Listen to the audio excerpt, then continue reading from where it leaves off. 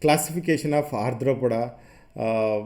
If you will see the characters, then we can divide them, or we can classify them into we can classify them very easily, because the classification is very important topic, because we have to classify the organisms into different groups or different orders, different phyla, different subphyla, and different genus or different species first, before going into the deep study.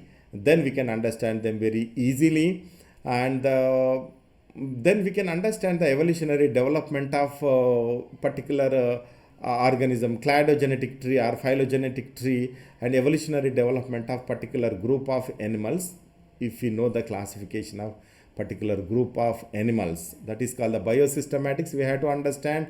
But before, if we want to understand the biosystematics, then we have to classify the organisms. Taxonomical study is very important. Then we have to classify the organisms into different groups. Here the simple, this is very simple to understand, remembering the classification. In this part we are going to discuss about the arthropoda classification. Arthropoda, jointed leg animals. Where is this? Okay, arthropoda. Subphylum are Trilobitomorpha and Chelicerata, Myriapoda and Pancrustacea. These four are the subphylum. Remembering the subphylum is also very important, because this Trilobitomorpha is actually, these are all extincted organisms. Chelicerata means the chelice. Chelice means the legs like structures, the crustacea, the cancer and spiders and scorpion like organisms are kept in this.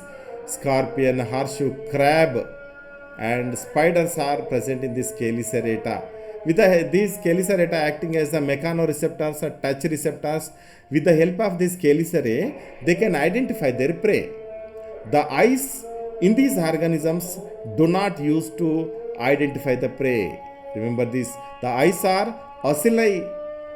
They can grab the intensity of the light only, but eyes are not used to see the organism.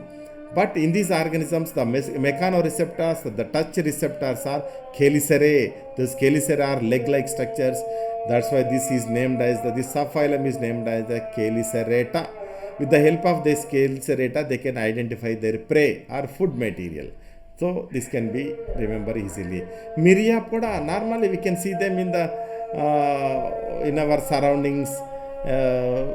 Mostly in the rainy season, they comes out centipede and millipedes, Chilopoda and Diplopoda.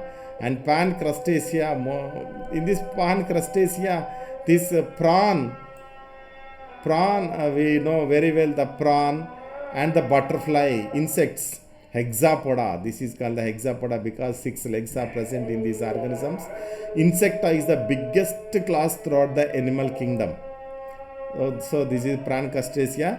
So arthropoda can be divided into subphylum, Chelicerata, Myriapoda and Pancrustacea.